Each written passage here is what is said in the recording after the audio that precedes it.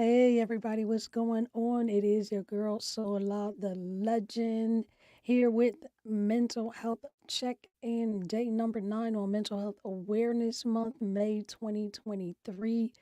I am alive tonight, so if you are watching this on what is this? Tuesday, right? Tuesday, May 9th at around 8:47 p.m. Eastern time or anytime over the next 30 minutes or so.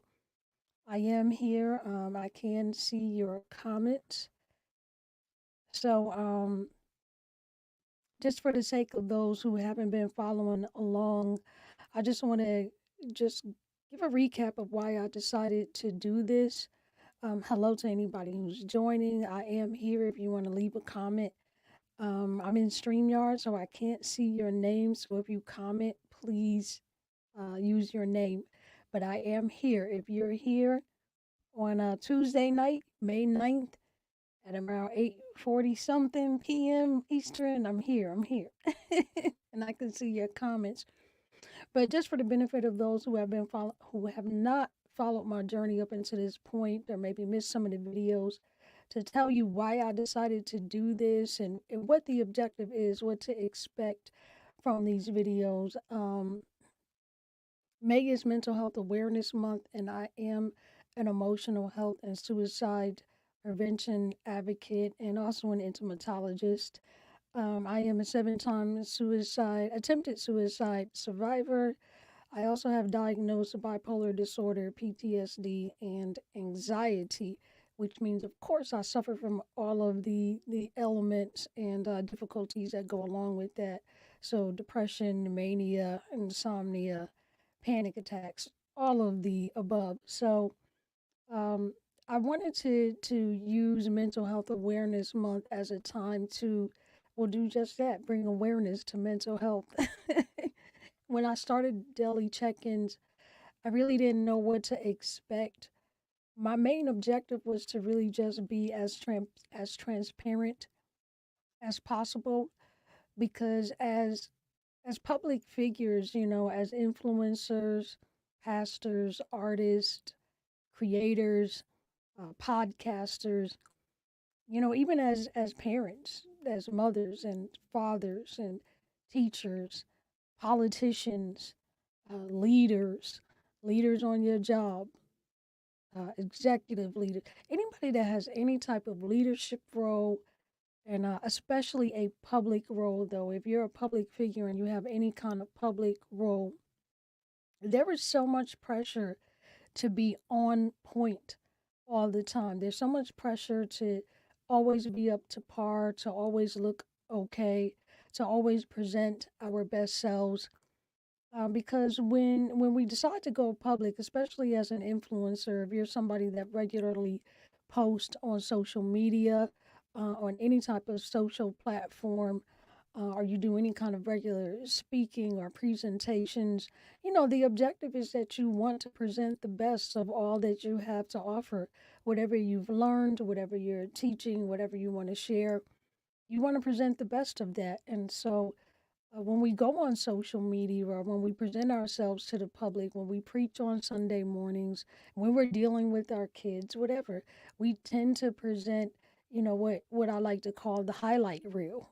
Um, the highlight reel is, if you watch sports, during a football game may take, 3 hours to complete, and most of the game is pretty boring. Most of the game is pretty boring. Just people lining up and getting ready for plays and switching, switching out players on the field, going to commercial break. Lots of boring stuff happens during the game. There are very few exciting moments where somebody kicks a field goal or gets a touchback or runs in a touchdown or what have you. And so when the game is over, what they do on the sports shows, on the recap shows, is they play a highlight reel and they play the most exciting moments from the game, in a little short, maybe 5-minute reel, or during a 30-minute show, they may show just the most exciting moments of the game. So, that's what social media is like, or any kind of public presentation. We're giving you the highlight reel and the commentary on the highlight reel, We're talking about the best of what happened after it happened, or even if there's some type of crisis, we're talking about it after the fact, but not really showing you what it was really like, or you don't get to walk through it with us.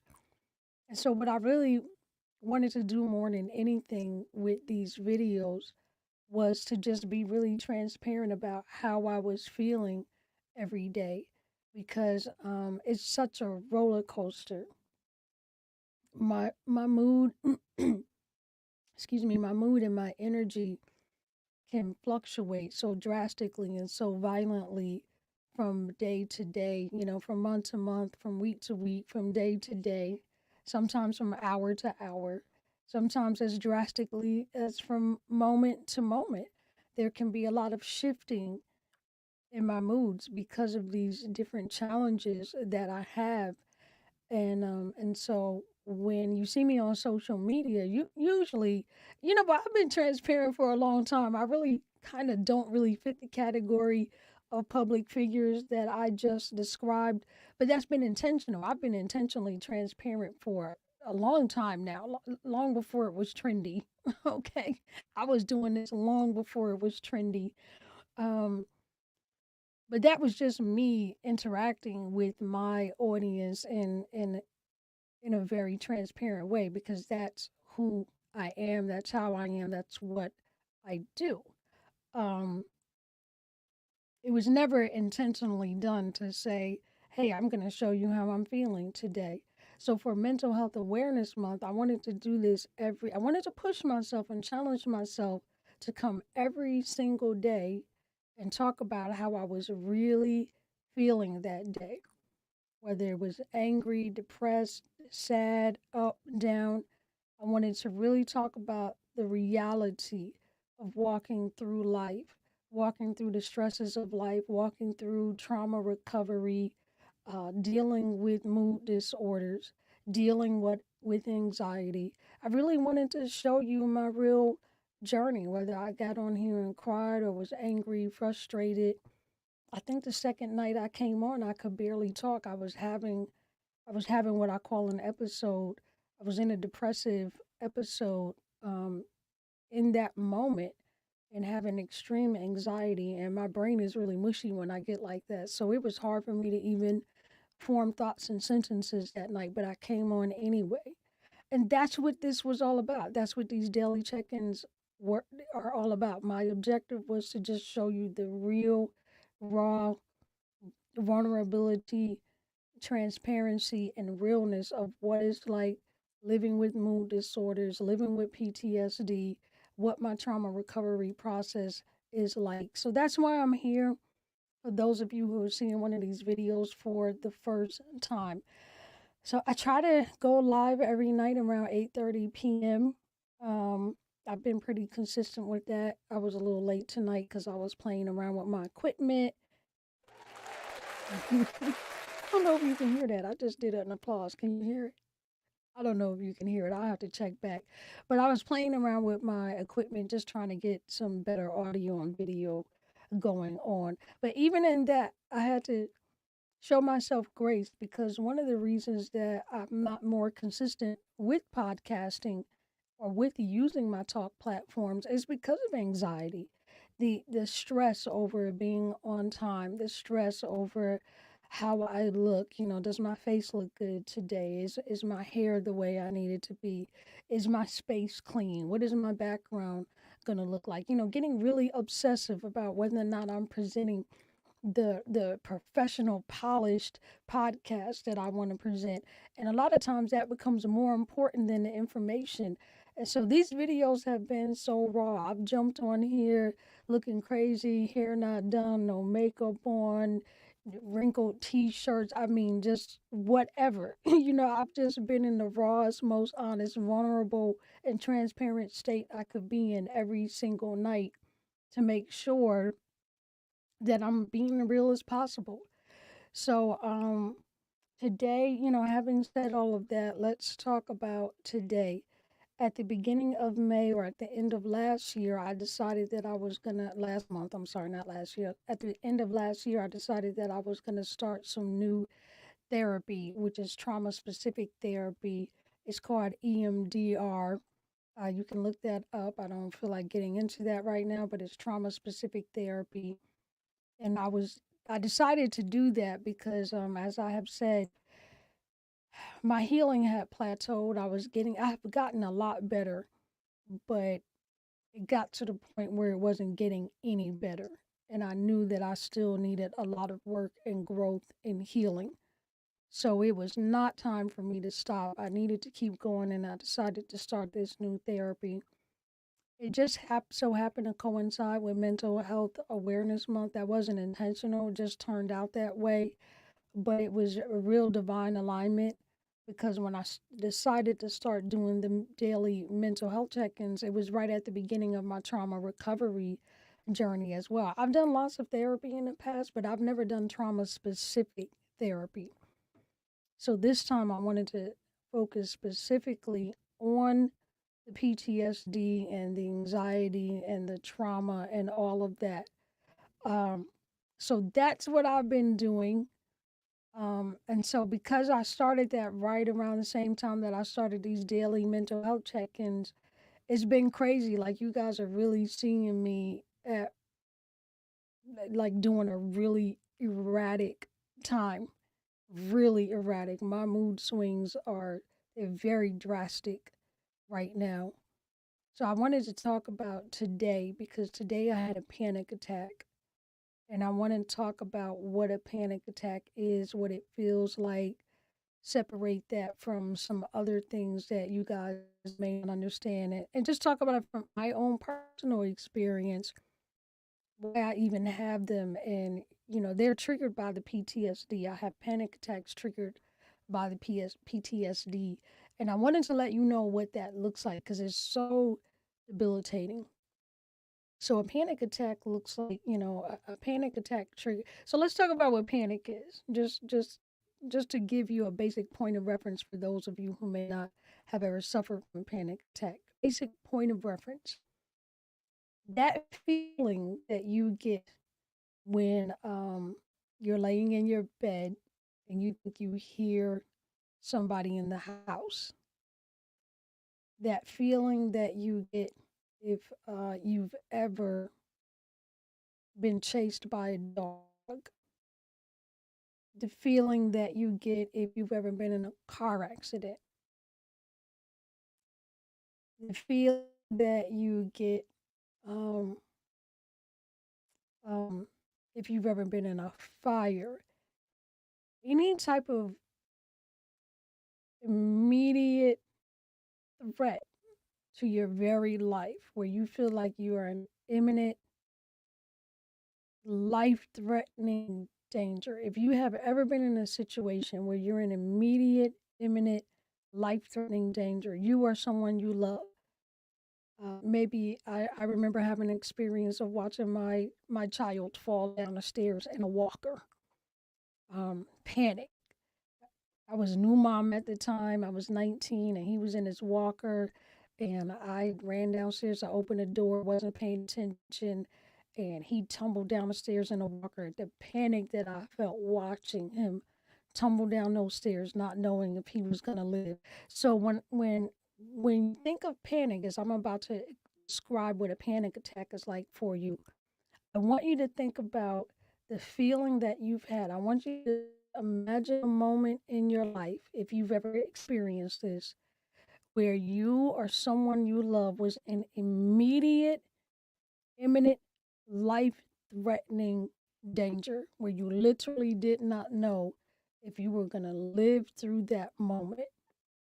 Whether it was a phone call about somebody having been in an accident, or if you ever gotten a phone call that somebody just died, had a heart attack, anything like that. The feeling you have when it actually happened, when you got that phone call, your mother just passed or your child, that feeling, okay, that is panic. That's a feeling of panic. What happens in the body, that your heart rate either slows down or speeds up, because during a panic attack your heart rate can get really slow or it can get really fast.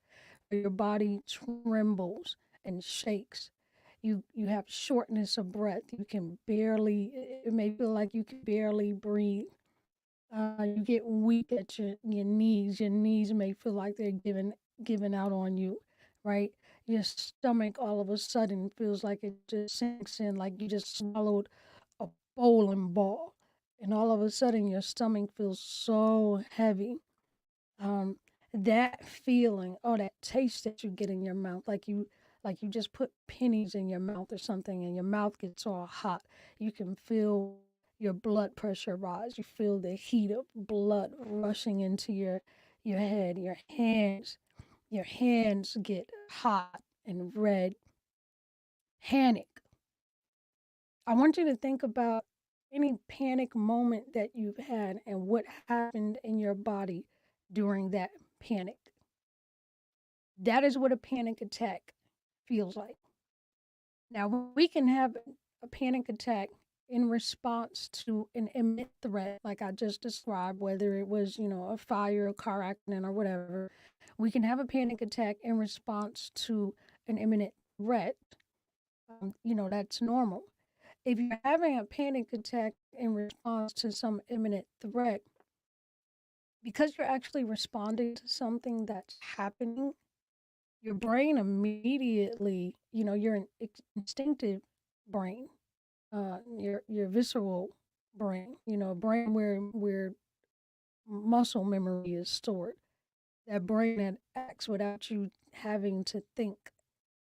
That brain, that part of your brain starts to look for survival solutions. So if there's some kind of imminent threat, even though you're having a panic attack, the part of your brain that is designed to keep you alive starts to look for some type of escape from the threat that is causing that panic. You following me? So your instinctive brain, the part of your brain which is sometimes called the visceral brain, the part of your brain that is designed to keep you alive, your survival instincts, is going to look for a solution to the threat to your life. So it kind of kicks you into gear, and that's why you have that adrenaline rush. We call it threat mode. We call that what? Fight or flight mode, fight, flight, or freeze mode, right? You go into threat mode because now your body is looking for an escape route for survival. Do I stay here and fight? Do I run? Do I freeze and play dead? So your brain begins to try to find the quickest solution out of that threat. So that's a natural panic attack. Like if a dog is chasing you, or you're in a car accident, or a fire, or you think a robber is in the house. There's a shooting in a store. Shoot, I remember one time I was in a club and they started shooting in the club. The panic, right? So now I have to decide, am I going to try to run out the club, hide under a table? My sister was in there with me. Am I going to find her? Like my brain was moving so quick. Like, what do I do? What do I do? What do I do? Now, here's the trippy thing about a PTSD panic attack, okay? Because they feel exactly the same. Here's the crazy thing about it: in response to nothing. It's triggered by a sheer memory. So a panic attack triggered by PTSD, the way PTSD works is you have these triggers. And what happens is, because trauma hasn't been resolved in your brain, it's trapped in your nervous system. The memory of that trauma is trapped in your nervous system. It's trapped in the visceral part of your brain, your survival brain. It's trapped there. Um, that part of your brain doesn't process the specifics of what traumatized you, just an overall picture that this type of incident was dangerous. And in the past, when this type of thing happened, we almost died. So if anything similar to that happens in the future, I now must respond to protect the life of my host, right? That's pretty much what your brain is saying. It's really not processing the people, places, and things of what caused the trauma. It's just an overall processing of, it's a real black and white black and white polarized type of processing that this is dangerous, this is safe, this is safe, this is not, right? And so when you're traumatized, that trauma gets trapped in your brain, it's trapped in your nervous system, and that part of your brain is simply constantly scanning, repetitiously scanning your whole life for events and anything that might trigger the threat mode from that memory. So you could just be chilling, reading a book, on a bus, driving, watching TV, having a simple phone conversation, watching a movie, anything, anything, just chilling, enjoying your life, and all of a sudden a song comes on that maybe was playing when you got raped.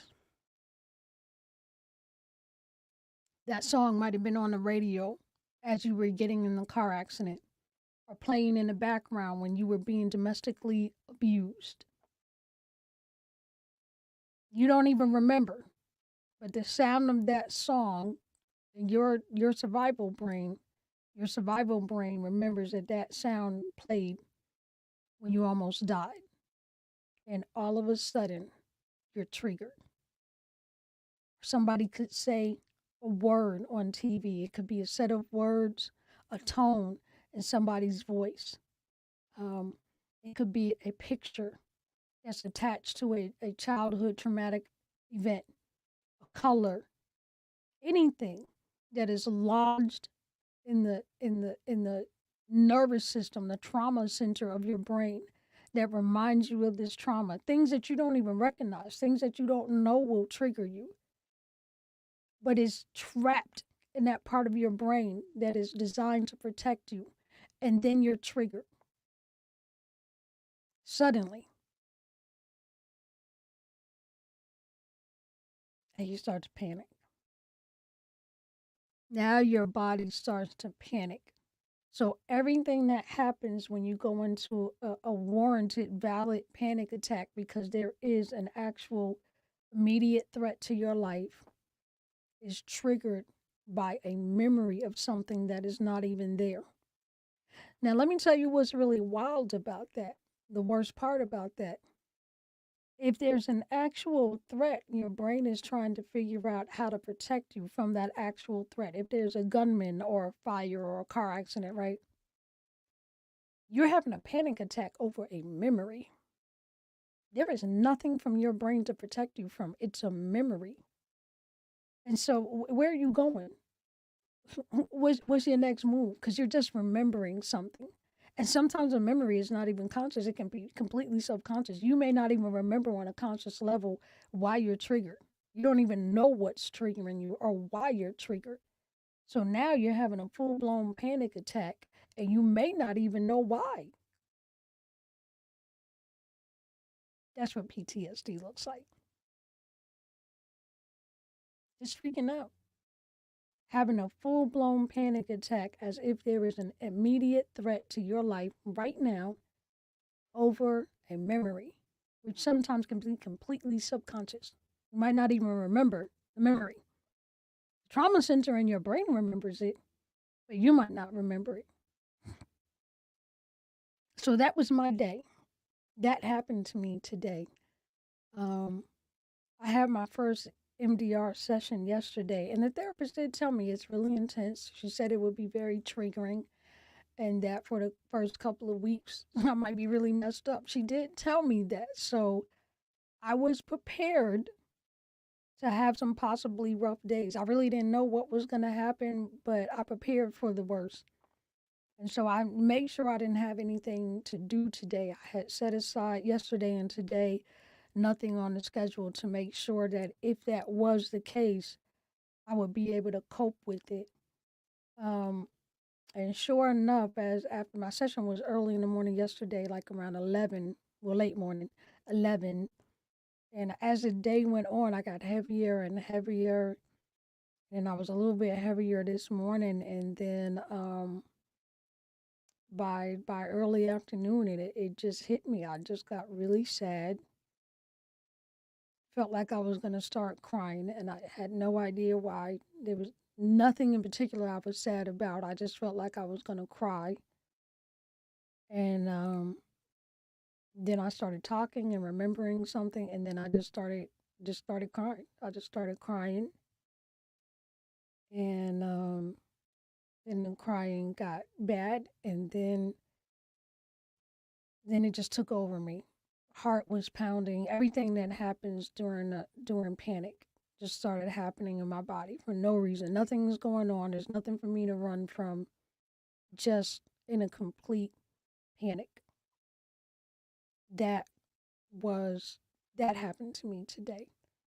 Um, it's so debilitating. It's so frustrating because you could really be having a good day and enjoying yourself, and then boom, out of nowhere, you're just derailed. You're derailed.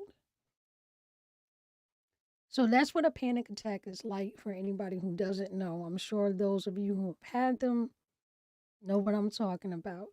So let me tell you what I did today. I had to go into crisis recovery mode today because when that happens, I have to address it. I mean, I'm not functional when I'm like that. I'm not functional. I can't do anything except address.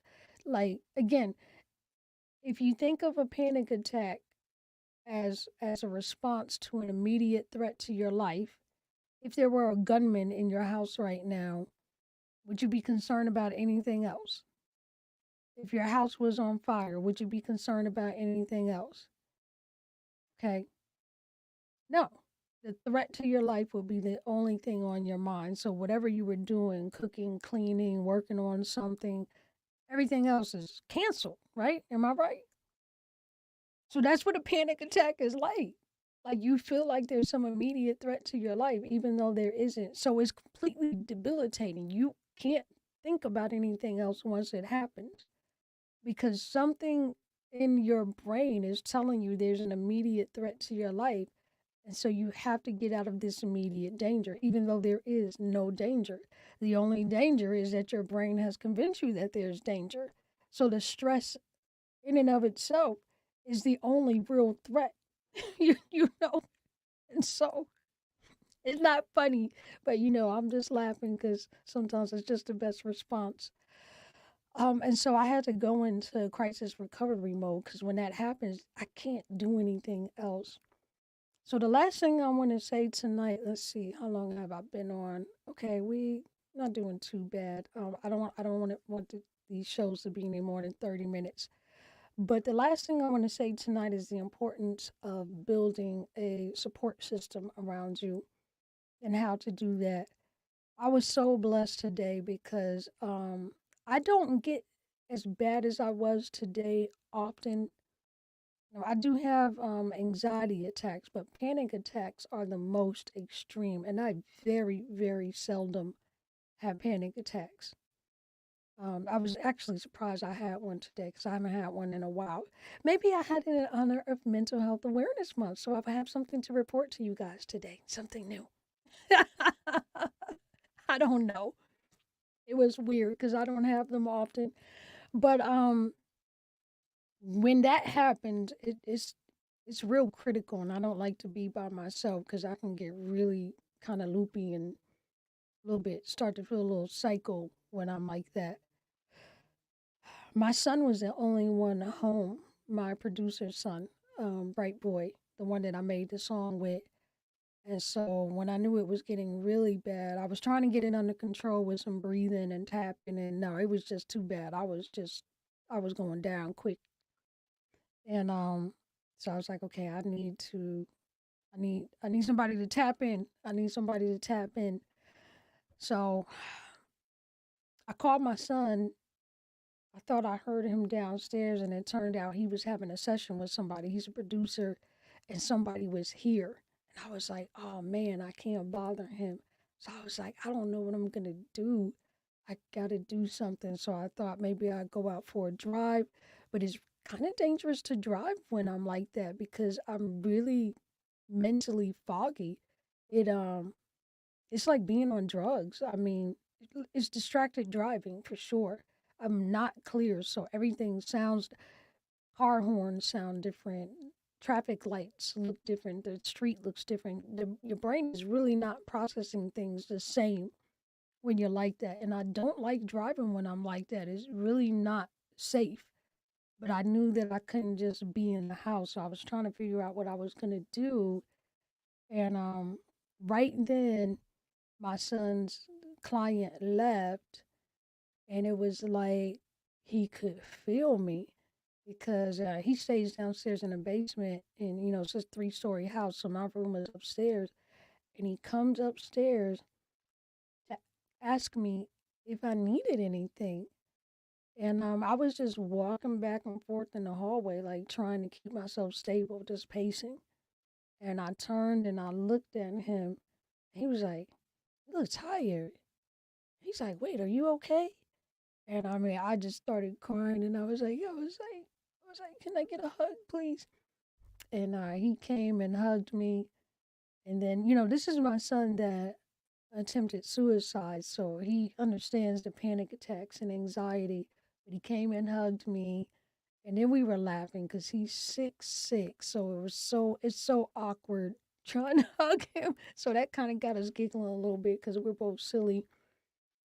And he was like, "What can I do for you, mom?" And I was just like, I'm crying. I was like, "Can you take me for a drive, please?" I was like, "Please, I just need to get out of the house." So he's like, "I got you, I got you." So we went out, and he took me to get some frozen yogurt. Let me hear some of his music, and we just drove around. He just drove me around until I calmed down. And when I got home, I felt a lot better.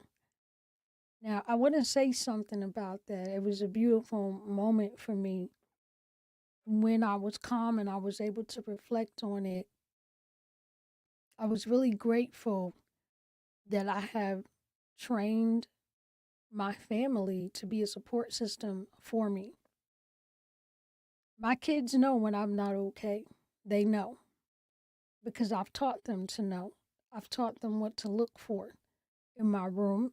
When my room gets messy, I've taught them to pay attention to my body language, my face.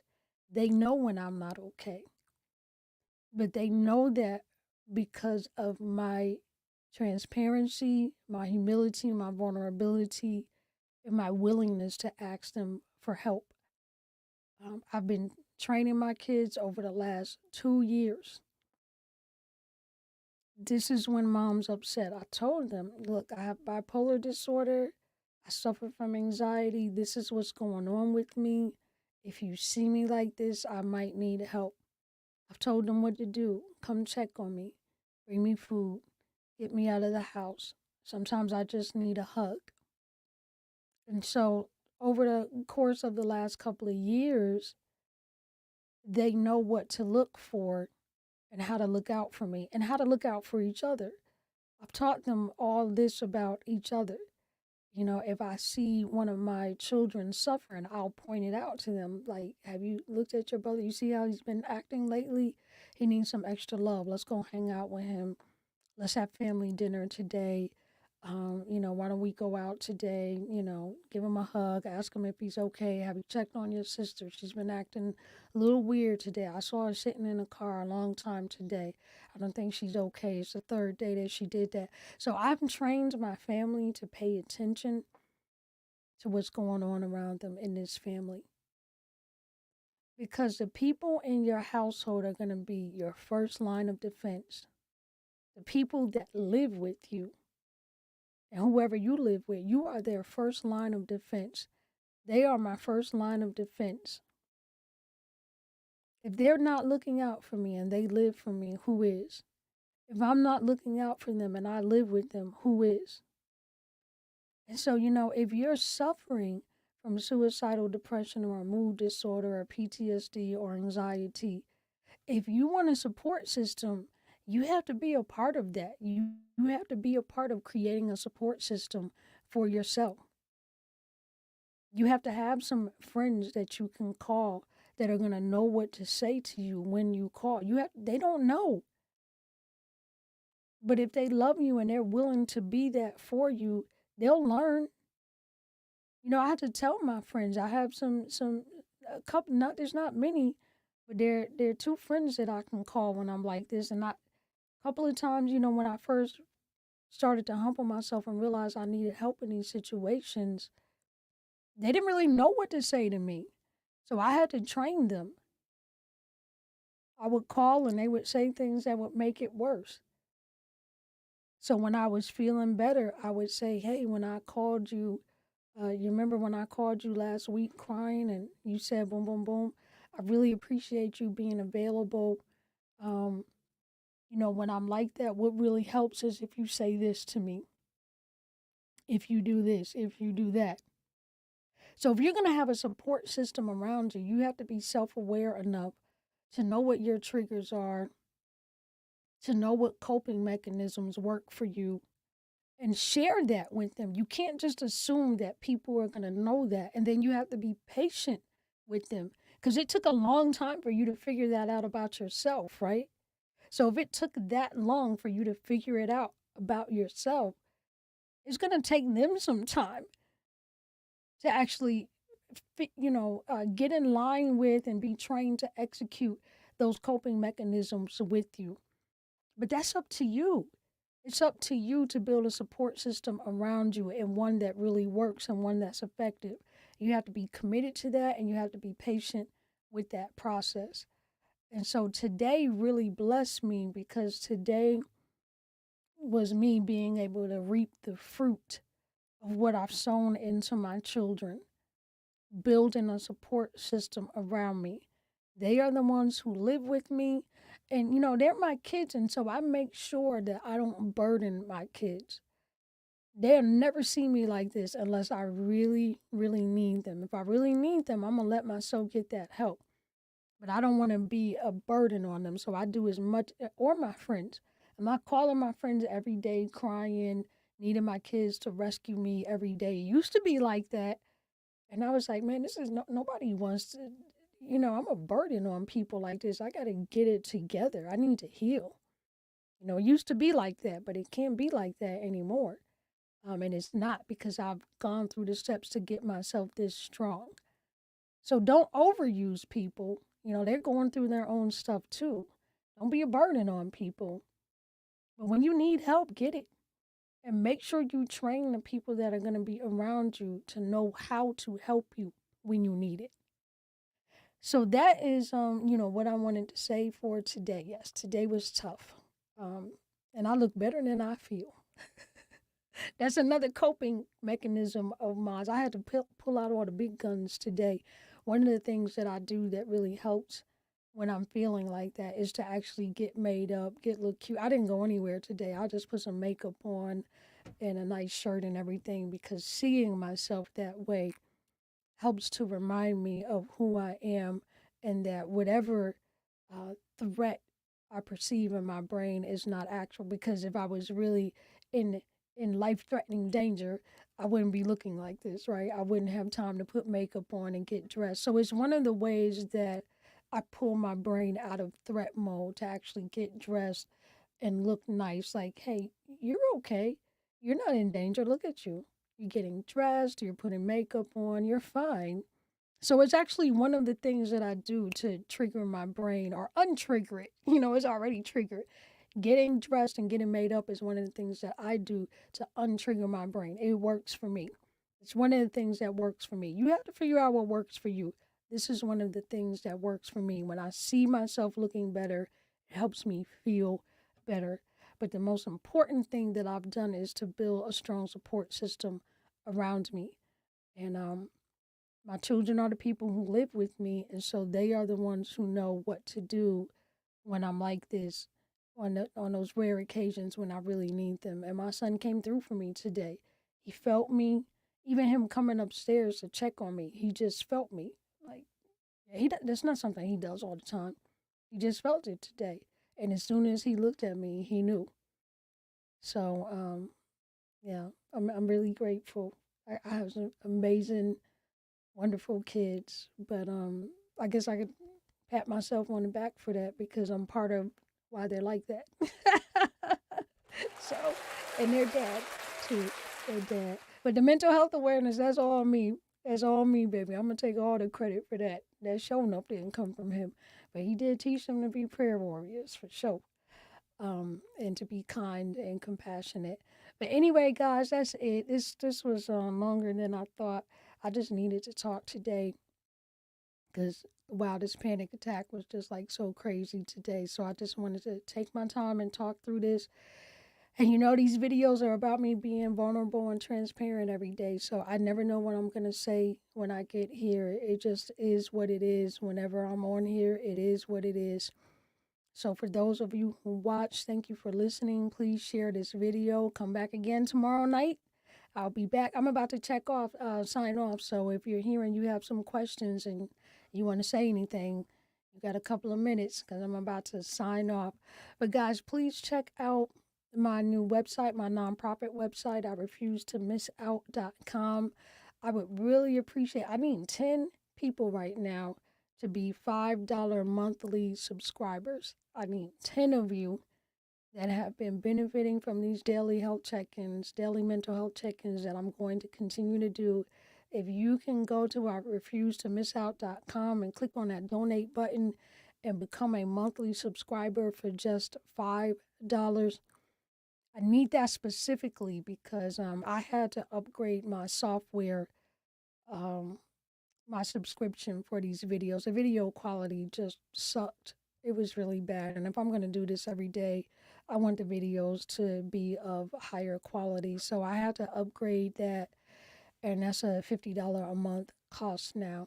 So if you guys are benefiting from this, if you can cover the cost of that with a $5 monthly donation, I would appreciate it so much. It will be tax deductible if you need that. So you can write that off if you'll do that for me. But I love you guys. This is Soul Lotta Legend in honor of Mental Health Awareness Month. This is my daily mental health check-in day number 9. It was a tough one. It was a tough one and a rough one. But I am standing strong. I prevailed. I made it through that today. I feel a lot better. Man, I feel so proud of myself. I feel really proud of myself because it usually takes me a lot longer to feel better after those episodes. Like to get this, to feel this good, as good as I feel right now. Um, that usually takes a lot longer. So I'm really proud of myself actually. I'm doing good and what I'm doing is working. I see the growth. I said I had plateaued. No, I'm growing again and I'm healing. I can feel it. So yeah. Yeah. Oh my gosh, I've been going for 42 minutes. I want to get done in 30 minutes. Matter of fact, like 20. But whatever. Okay. I'm gonna leave now. I love you guys. This is Soul Lotta Legend. Until next time, remember, only you can make your life matter. I'll see you guys tomorrow night. Make sure you're doing your own daily mental health checkups and evaluations for yourself. And think about what I said about building that support system around you. Who are you gonna call in crisis? And will they know what to say? Will they know what to do? I need you to think about that going away from this tonight, ending this broadcast tonight. Do you have a support system around you? Who is it? Who will you call when you're in a crisis and will they know what to say and do? Do they know what your coping mechanisms are? Do you even know? And that's what this is all about. I'm doing this to lead by example so that you can figure out what works for you on your own healing journey. Okay, guys? So I love you. Until next time, remember, only you can make your life matter. See you tomorrow, God willing.